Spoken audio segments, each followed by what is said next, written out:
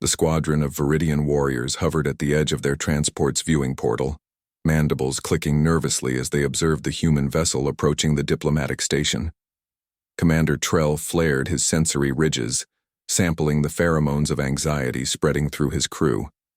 "Steady," he chittered. "Remember your training.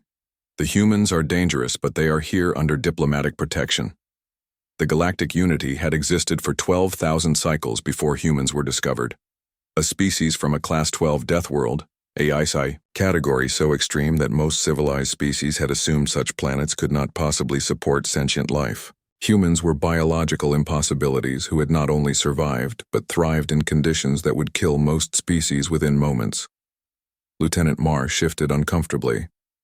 "Commander, I've reviewed the briefing package again. They're fundamental, physical training exercises.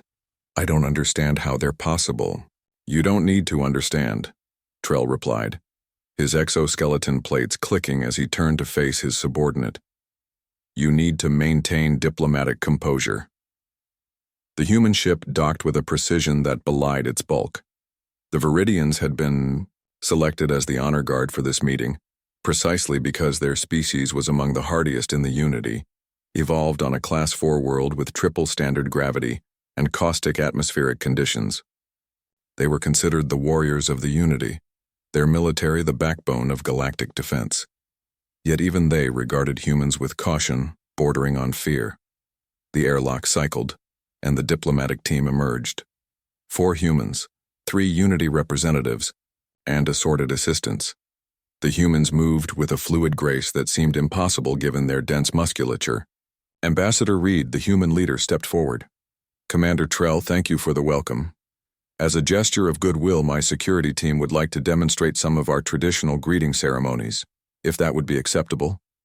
Trell's translator rendered the words perfectly, but something about the human's smile made his thoracic plates tighten defensively.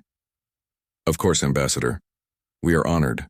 The human security detail, 3 broad-shouldered individuals named Taylor, Morgan, and Jones, stepped forward and exchanged glances. "We understand there's been some concern about human physical capabilities," Taylor said, the dark-skinned human's voice surprisingly melodious. "With your permission, we'd like to demonstrate some basic exercises that form the foundation of our physical training." "For context," added Morgan, the tallest human, "these are exercises our younglings perform in educational facilities. What we call fundamental physical education." The Viridian warriors shifted uneasily. They had been briefed on human strength, but seeing them in person was different. The density of their bodies, the easy way they moved in the station's gravity, which had been set to Viridian standard, nearly 3 times Earth normal. Jones, the 3rd human, stepped into an open area of the docking bay and dropped to the floor. The Viridians watched, confused, as the human positioned their limbs straight, supporting their body weight on just the palms and toes. "This is called a push-up," Jones explained. "A basic strength-building exercise." Then Jones began to lower and raise their entire body, arms bending and straightening in a smooth rhythm. 1, 2, 3. The human continued until reaching 50 repetitions without any sign of strain. The Viridian security team's pheromones spiked with alarm. Lieutenant Marr's exoskeleton paled visibly. "And this," Morgan said, dropping down next to Jones, "is a variation." Morgan balanced on one arm and began the same motion. The display of raw strength, in gravity 3 times what their species evolved in, sent a visible ripple of discomfort through the Viridian ranks. Taylor smiled reassuringly. "These are exercises our children do in schools. Nothing special for us."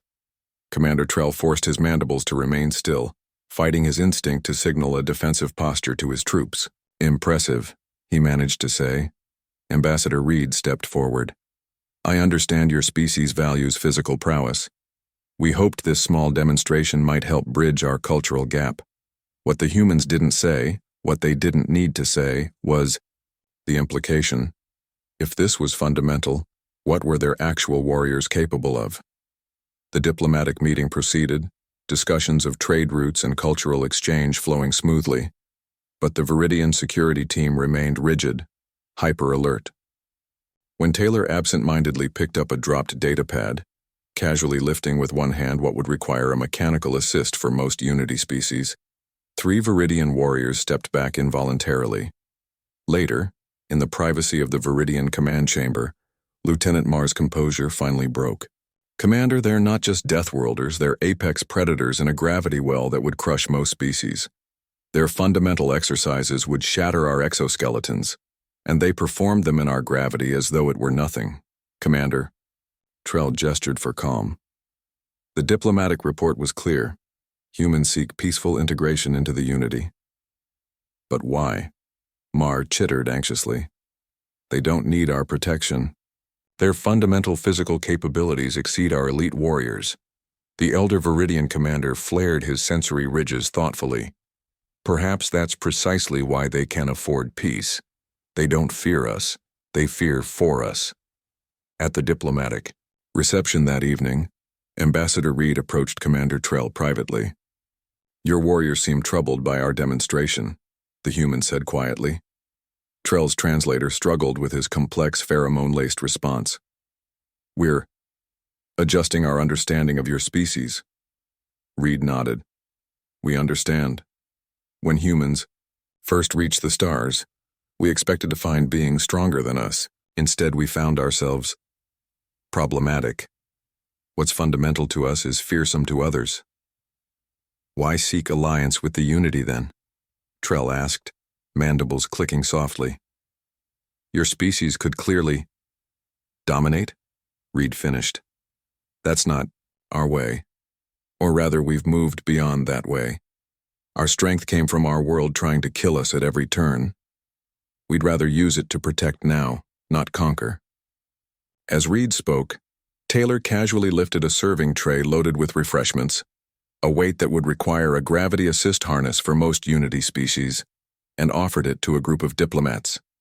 The Viridian warriors observed, frozen in place, as the implications settled into their understanding. The humans didn't demonstrate their strength as a threat. It was simply what they were, fundamental to their existence. What terrified the Viridians wasn't that humans were warriors. It was that they weren't trying to be.